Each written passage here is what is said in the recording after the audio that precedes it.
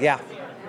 I think despite the fact, actually it's quite interesting, I talked a lot last year about what his super objective was, and I knew right at the beginning his super objective was simple, and I said to people, it's a very simple thing he wants, it's very complicated how he gets it. Because if you're banged up in prison and about to go to the electric chair and you've killed 14 people, you need a damn complicated plan to get out of that. And his plan was to create this following of people. But they were kind of a MacGuffin, really, because it wasn't so much the following as using them to be reunited with his wife and child and write the book. So that's what he was doing all along. So it was Joe is just really about Joe.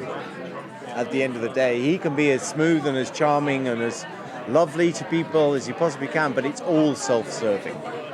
And I think that in the new season, what we'll see is him recognizing that he was selfish. And, failure is a really interesting thing. We all have failures in our lives, and it's how you deal with failure and how do you recognize it and how do you learn from it, how do you move on from it. And that's what he will be doing at the beginning of this season. I think we'll see a very low-key Joe to begin with in this season as he's learning from these mistakes and realizing that maybe he needs to use these followers so that they really can express themselves in the way they want to express themselves. Well, although it might have been him, but he might have... if there's one thing about Joe, that he's prepared. He thinks ahead all the time. And so, he's very good at thinking ahead and making sure that every eventuality is covered. So wherever that final showdown was, he will have thought, how am I going to get out of it if this happens, if that happens? Yeah, well, I think he certainly did. I think that, don't trust the wife who stabs you with a knife and a fork. It's always a good place to start. I think that he probably, the trouble is that Joe is insane. So applying normal logic to him is, what we would all do in that situation was very different to what he would do, because he's built this carapace around him that he utterly believed. He really believed he had a chance of getting back with Claire. Go figure. Not somebody, you just think, how would that happen? How could she live with a man who'd killed all these people?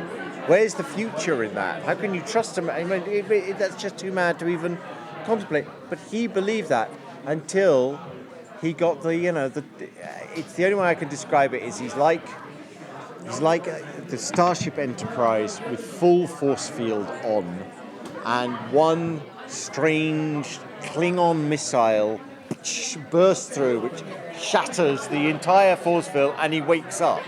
And when she stabs him, that's that missile.